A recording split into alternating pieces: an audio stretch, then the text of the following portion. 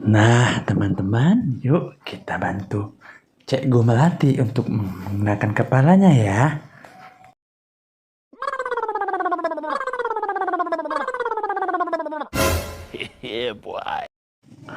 Nah, teman-teman, masih keliru ya. Yuk, kita coba lagi yuk.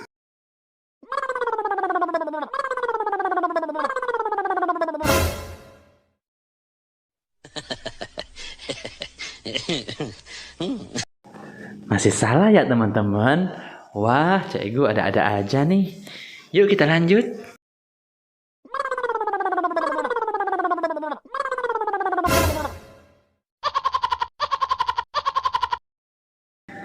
Lagi-lagi keliru teman-teman.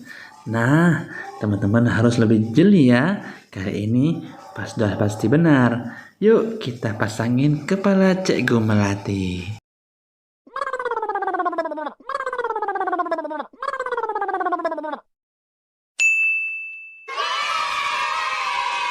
Nah, teman-teman, syukurlah Cikgu Melati telah mendapatkan kepalanya. Terima kasih ya. Dadah.